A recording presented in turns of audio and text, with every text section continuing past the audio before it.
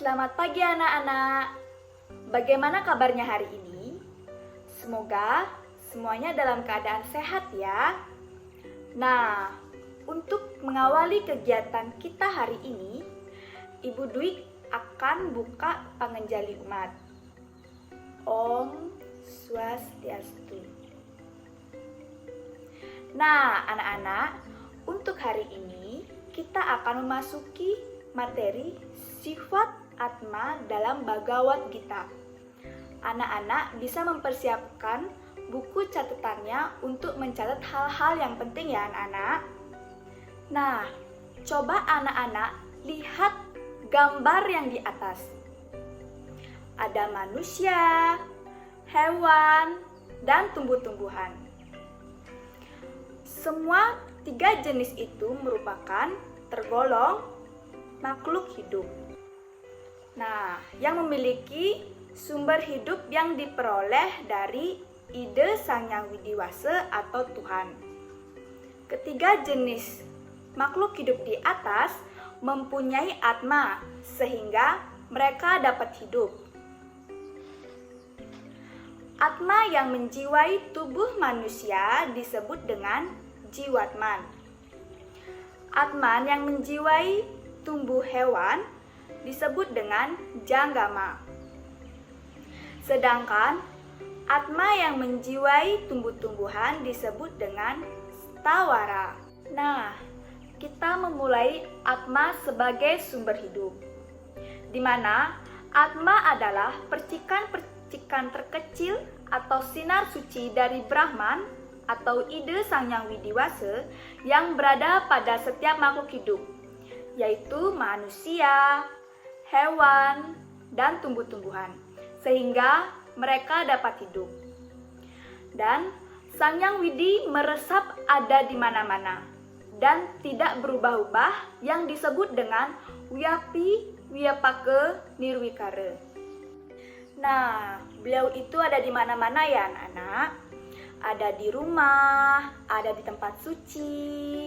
Maka dari itu, kita berdoa pun dimanapun kita bisa, karena beliau ada di mana-mana. Nah, selanjutnya, Atman berasal dari Brahman bagaikan matahari dengan sinarnya.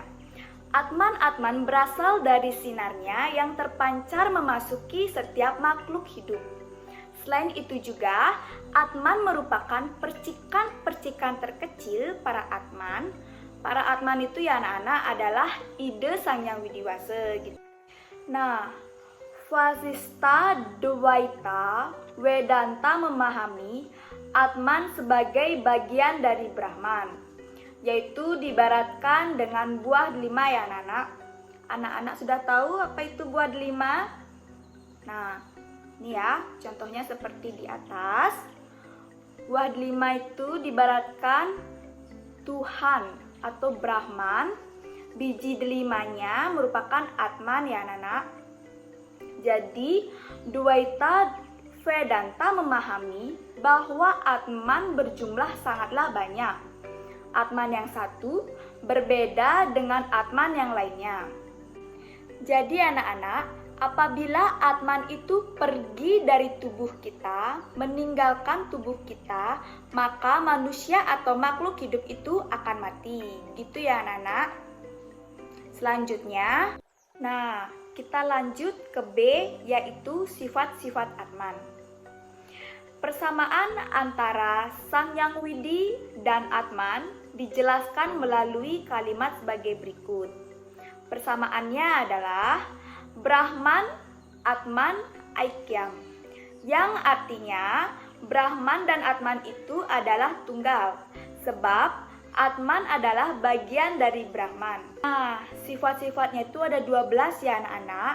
Yang pertama itu ada Acedia, yang artinya tidak terlukai oleh senjata. Yang kedua ada Ya, artinya tidak terbakar oleh api. Yang ketiga, Akledia yang artinya tidak terkeringkan oleh angin. Yang keempat, Acesia yang artinya tidak terbebaskan oleh air. Yang kelima, Nitya artinya abadi. Yang keenam, Sarwa Gatah artinya ada di mana-mana. Yang ketujuh, Satanu yang artinya tidak berpindah-pindah. Yang kedelapan, Acala artinya tidak bergerak. Yang kesembilan, Awyakta artinya tidak dilahirkan. Yang kesepuluh, Asintia artinya tidak terpikirkan. Yang kesebelas, Awikara artinya tidak berubah. Dan yang terakhir, Sanatana artinya selalu sama dan kekal. Jadi, kedua belas sifat tersebut merupakan sifat-sifat dari Atman, ya anak-anak. Nah, anak-anak, sekian pemaparan dari Ibu yang jelaskan hari ini. Untuk minggu depan, kita akan lanjutkan materi tentang sloka-sloka terkait dengan Atman beserta upaya-upaya mengenal Atman sebagai sumber hidup. Nah, akhir kata Ibu Dwi akan tutup dengan Paramasanti. Om Santi Santi Santi.